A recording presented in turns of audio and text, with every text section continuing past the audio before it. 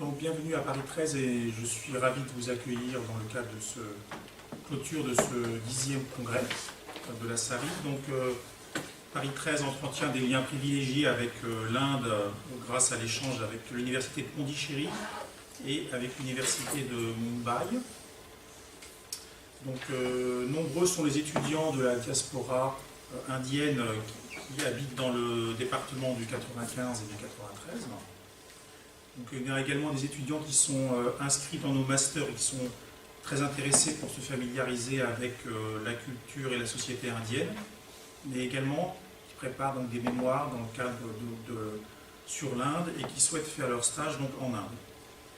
Donc, un des objectifs du ministère de l'Enseignement supérieur est par ailleurs d'attirer plus d'étudiants indiens dans les universités françaises en vue de leur formation. Et d'après Campus France, donc, il ne serait à l'heure actuelle que 2500 sur les près de 300 000 étudiants étrangers accueillis en France. Donc, dans ce contexte, la SARI donc, a participé pour la première fois à la vie culturelle de l'Université Paris 13 en octobre 2014. Donc, il y avait au programme donc, différentes manifestations, telles que l'exposition de peinture de Amrita Shergill, donc je ne sais pas si je prononce bien, la projection de documentaires, de films, de fiction, de grands cinéastes indiens, des concerts. Et puis à cette occasion, donc, animé par l'ambassadeur en personne, donc, il a couronné cet événement qui s'est achevé par la lecture d'un texte donc, de Shumana Shina, dont la vidéo est sur le site de l'université. Par ailleurs, l'écrivaine donc, a été primée par l'Académie française par la suite avec une médaille de vermeil pour sa contribution au rayonnement de la francophonie. Donc, vu l'engouement pour cet événement, et vu les objectifs scientifiques du colloque donc, international de la SARI, donc, le conseil scientifique que je représente a souhaité participer donc, activement à ce colloque en lui accordant donc, un cofinancement, mais qui ne pouvait être que partiel. Donc, la région Île-de-France, l'ambassade de l'Inde et l'université Paris-Ouest ont complété généreusement cette aide en soutenant la société savante, et ainsi montré sa coopération entre différentes institutions pour la recherche. Donc, en plus, un effort a été fait en direction des doctorants. Donc, cette matinée de conclusion honore le cinéma et la poésie.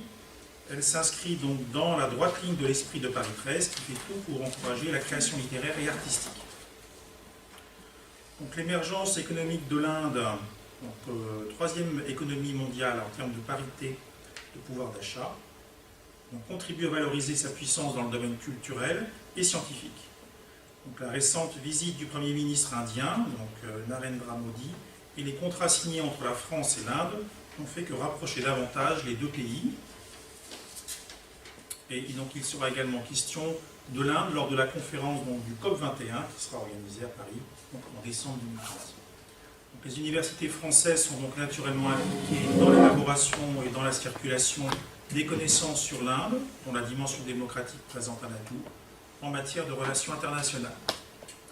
Donc, nous espérons que les objectifs de la SARI, à savoir, premièrement, continuer l'effort de désenclaver les études indiennes de leur ancrage orientaliste et de promouvoir une recherche postcoloniale sur l'Inde.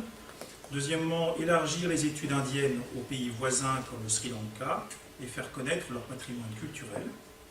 Et enfin, donc, renforcer la collaboration avec les universités européennes et étrangères, notamment du Sud, donc seront atteints à l'issue de ce colloque et qu'elle pourra donc s'impliquer dans des projets novateurs à l'avenir au bénéfice de tous les partenaires.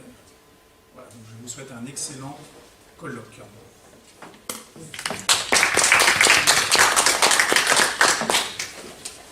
Et je laisse la parole